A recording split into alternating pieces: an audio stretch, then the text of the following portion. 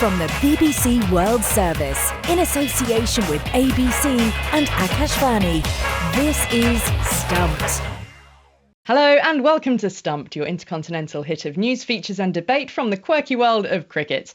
I'm Alison Mitchell in London, where it's been raining runs in the county championship and generally rain as well. But nice to be back with you all after a week away in Devon with my family. And then a quick little hop over, very last minute, over to Italy, where I then walked part of the famous Cinque Terre, beautiful hilltop villages set along the coastline near Pisa. So thoroughly recommend it if you've never given that a go. It's beautiful. Sounds like a lot of fun. I wish I was alongside you as the passenger for all of that. It's all quiet on the southern front here. I'm looking after a little puppy called Rusty while Jen does a whirligig somewhere in the Shetlands or France. And I'm looking at a very interesting book which talks about people like Norman Callaway, who was distinctive cricketer early on, made 200 on debut for New South Wales, went to the First World War, never came back. So there's a bit of history while we enjoy autumnal weather, which is more like spring here in Sydney. Well, I'm certainly enjoying the weather up north, on the base of the Himalayas, where I am once again this week. I too have gotten a dog, sort of a North Indian sheepdog kind of variety, who's still about 6 months old and not that well trained. We're trying to desperately train him a bit with a few orders. But it's great being here. And Ali, thank you for that heads up on Cinque Terre. I hope to do a few soon. I'm the only one without a dog now. I need to get on with it, don't I? Good to see you both. Whether we'll hear yours in the background, Charu, we will find out as we go through this week's show. This week, we're going to celebrate the famous Little Yellow Book, which features over 1,500 pages of cricketing magic. You can probably guess what I'm talking about. I've got one here. I'm holding it up if you're watching us on YouTube. We will get to the Wisden Almanack shortly. But there are less than 50 days to go until the Men's T20 World Cup, a historic competition because it is, of course, being part staged in the USA for the very first time. So how are some of the 20 teams shaping up? What is the best way for players to prepare for a major international tournament? Is it to get game time in a league like the IPL? Is it to play a competitive series with your international team? Or is it best just to have a break and come to a tournament completely fresh? Well, Charu, if we have a look at India, of course, their players are playing in the IPL. This season, is it replicating the pressure of a World Cup, do you think? Because, the balance between bat and ball has gone way towards the batters this year, hasn't it? Without question. I mean, you talk about 287 a short while back. I think that balance has been righted a bit because Gujarat Titans, a pretty tough team, was all out in their 20 overs for 90 and change was it yesterday. So, there's some kind of balancing act going on now. But also the three questions you asked earlier, whether match practice in the IPL or playing with their own team or, of course, resting. This answer is going to be a little fancy, but all three. Because ideally, you need to have enough match practice because just, sort of practicing with your team sometimes gives you a false sense. It lulls you into thinking, well, all is well. But match practice, I think, is the key out of all three. The only downside of that, Alison, is the fact that chances are you pick up a few injuries. And ultimately, if you're playing a lot of matches and the IPL is a very intense tournament, eventually the choice for the World Cup team really stems from who is more injury-free. And they fill in the slots. So I hope, of course, God forbid there's any more injury, but that's the key. And I would certainly choose match practice above everything else, even though you need to gel as a team together. But, all these guys are professionals and they can come together very quickly in maybe a 3 to 5 day period. But yeah, the IPL is very intense and quite enjoyable. Yeah, what about for the bowlers? I mean, being pummeled to all parts, like many of them are, that can't be good for your confidence, can it, going into a World Cup tournament? And somebody like Hardik Pandya has been, on the end of quite a lot. He's one of the bowlers who's had a lot of criticism for being expensive. I mean, could it jeopardise his World Cup selection? Well, true. He's somebody in trouble, not just because he's being pummeled around as a bowler. He hasn't had a big batting outing yet. I mean, he's got a couple of quick cameos, but not good enough yet. And of course, there's this old captaincy cloud that's hanging over him because of all the ire that the Mumbai Indian fans are now displaying towards him particularly. So I think he's probably not in the best psychological space, going through so much in his head about but I thought I was a big hero. And nobody at Mumbai seems to like me, and the fans are openly against me. So it's not so much his ability, but probably his psychological setup right now, which will determine whether he is ready for the World Cup or not. Obviously, a very, very useful all-rounder, without doubt. And about the bowling thing that you mentioned, yeah, it just, I mean, who wants to be a bowler? Because I thought the spinners might do pretty well, and they have generally at the IPL. But the kind of tracks that are being produced, everybody is going for 40, 50 runs. And only once in a while you get a really good bowling performance like we did yesterday from Delhi Capitals. Not the most heralded, but they bowled well. So I hope that balance is righted soon and we get pitches that are more the 170, 180 par. Jim, what's your take generally on the best way to prepare for a tournament? I mean, some players don't get the choice, do they? They're not part of the IPL. They weren't picked. Their country's maybe not in an international tournament at the moment. They could be part of an associate team that, you know, doesn't have so many fixtures going on. But what would be the ideal, do you reckon? Now, I'm going to be a little bit obtuse on this one, because I'm going to say that if you looked at the 50-over World Cup, the best preparation for a certain Australian player was to be injured, to be not there, and to be left in the squad. And when he did get fit, to come back. And didn't he play well? Travis Head, I'm talking about. So I think it's best not to do your best stuff early, which probably means you're not playing. He also went off on a European holiday, didn't he, just prior to the World Test Championship final, and came in off the back of a break, and then was, stunning performance to help Australia win that one as well. Something to be said for that. Well, he's an all duck or no dinner player, as you've seen him in the last few months, with a pair in a test match, and then the rare and tear on other occasions once he gets to double figures. Look out, particularly on those small subcontinental grounds, where you can miscue 4s and 6s at your pleasure. Yeah, well, he's put in stunning turn at the IPL, hasn't he? Tell me about Pakistan, because they're currently hosting New Zealand in a 5-match T20 series. So they've actually got a lot of game time leading into the World Cup. They've got a run of 12 T20 internationals.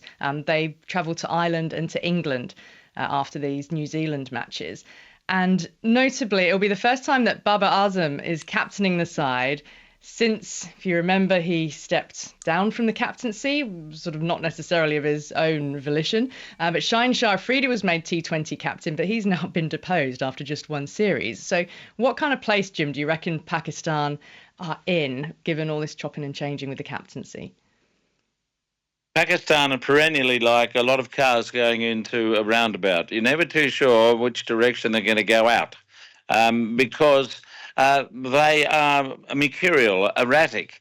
If they're all going down the same road and they're not having fights with themselves or the board, they'll do well, won't they? Because they are very, very talented. But sometimes you get the impression that that bloke doesn't like that bloke. I mean, it's like the old Wacker, Yunus and Wasim Akram days at the back end of their career. Great cricketers, but there's always a bit of edginess there. So hopefully Baba gets around him some fellas that all want to play their best. And an example of that in more recent times was in Australia, when we had Shaheen Shah Afridi, who didn't play at the end of the Test series because he was saving up for a T20 series.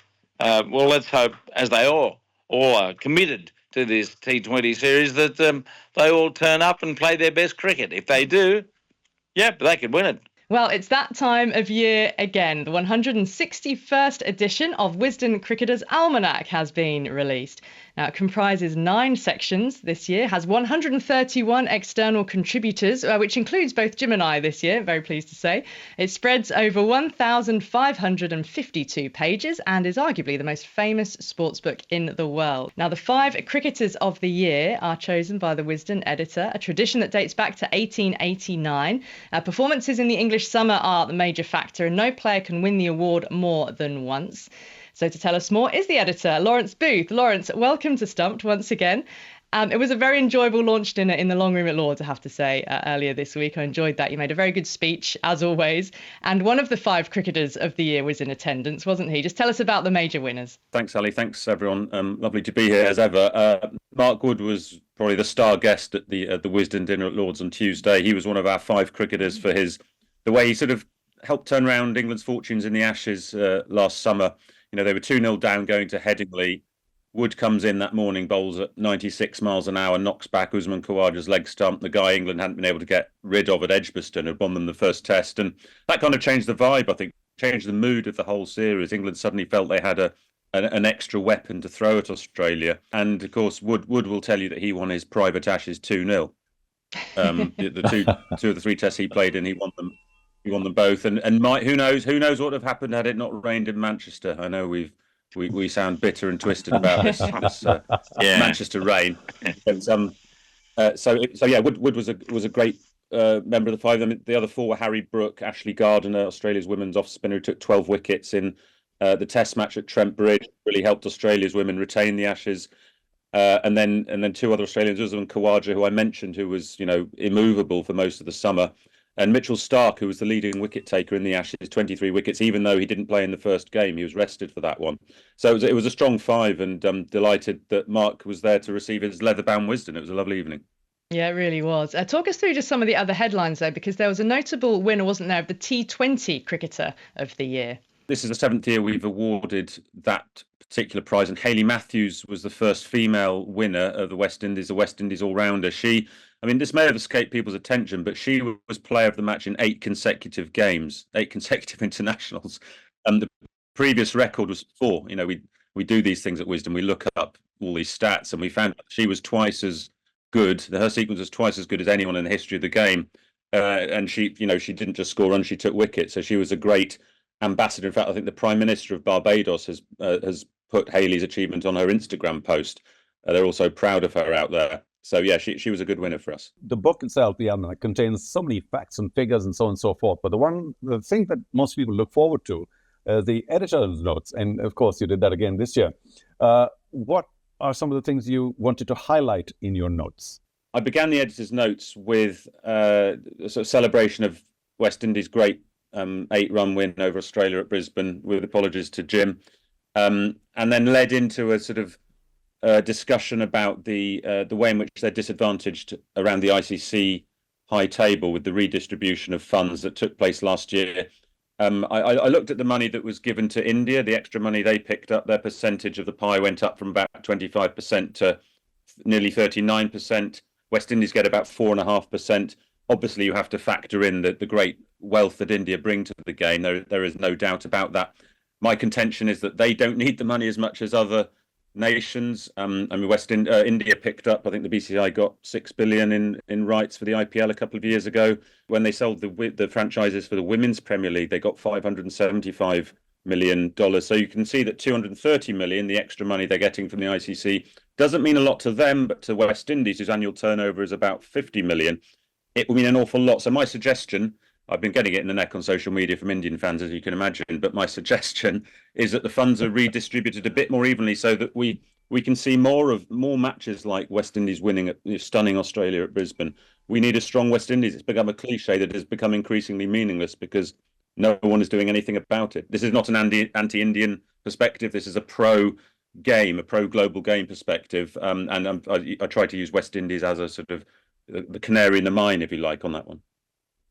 Lawrence, I don't want to be trolled in India as well, but the truth is that there's a fair amount of commercial success in Indian cricket, and perhaps just to increase the global attention or global spend on cricket or get the game more popular, it does need to be spread out a little more evenly, especially to the countries that are struggling to improve their standards. But Ali, if I can turn to you, you and Jim both contributed this year, you mentioned very briefly at the top. What was your piece about? And of course, I know, consider Wisden very special, so it must have been such a pleasure to be able to contribute. Yeah, and I'm always pleased when Lawrence drops me a note asking if I can contribute something, however big or small it may be. And I'd written the write-up of the Commonwealth Games in the previous year's edition. But this time, and I hadn't realised that Lawrence had asked Jim to contribute to the same article, actually. So it's quite a surprise, a pleasant surprise. I opened the book and Jim's piece, his contribution, is just sitting above mine. So Lawrence asked us to contribute to a piece asking whether the spirit of cricket still has a place in the game. And just to come back to your first point about, why Wisden is so special, because when you are asked to contribute to it, you know that you're contributing to what is a unique chronicle of the game. I mean, these books are collector's items as well, that they are the record which stays there in printable format in a weighty tome that sits on people's shelves for perpetuity. So what you write is there in the records. So you do consider carefully, what you say. So yes, we were contributing to a piece alongside Harsha Bhogle was also asked for his opinion, our fellow broadcaster, Michael Holding, the former West Indian fast bowler and commentator, Heather Knight, England women's captain, Arjuna Ranatunga, the former Sri Lanka captain. We had commentator David Lloyd, wasn't there, Lawrence, and the clergyman, the Dean of Durham as well. So a fair spectrum. Oh, Chris Cowdrey, of course, as well, the former England captain whose father Colin conceived the written spirit of cricket, along with Ted Dexter, that is the preamble to the laws of the game. So I define the spirit of cricket as playing hard but fair, accepting the authority of the umpire, keeping your cool even when things go against you. And of course, this was set against the prism, really, of the big Johnny Bairstow, Alex Carey situation at Lord's. And I'm very much of the mind that if there is an issue with how a law of the game is to be interpreted, then take it up with the lawmakers. Don't chastise the players for playing to the limits of the law, and indeed umpires for carrying out the laws of the game, or making their decisions in conjunction with the law. Jim, tell us in a nutshell what your response was to whether the spirit of cricket still has a place in the game. Well, it probably does, but the scrutiny of the game always comes back, like the scrutiny of life, to the opinion of lawyers, and everything has to be legal, it seems now. So that's why I referred to that wonderful moment back in 1964, which may have been a bit before a few of us were around, but I was. And it was when Wally Grout refused to run out Fred Titmus after a collision between Titmus and Neil Hawke, the Australian bowler. And the ball came to Grout from the field with Titmus way out of his ground, and he tossed it away. He didn't run him out. Those sort of things are the spirit of the game and everything else. And what happened at Lord's is what everyone was ruminating, talking about. And it was pretty obviously just a dopey bit of cricket from Johnny Bairstow. But my line in it is that perhaps a quicker-witted umpire may have called over a little faster than he did, and it would never have happened. But the result of it all is for us to contemplate. It happened. It was legal. And Bairstow was out. The spirit of cricket is still there somewhere, but you're not going to get too many occasions like you did back in 1964, I would imagine. Lawrence, thank you for being with us. That is the editor of the Wisden Cricketers Almanack, Lawrence Booth. Now, that is all we've got time for on this week's Stumped. My thanks to Jim Maxwell, to Charu Sharma, and to all of you for listening, and we'll speak to you again next week. Until then, bye for now.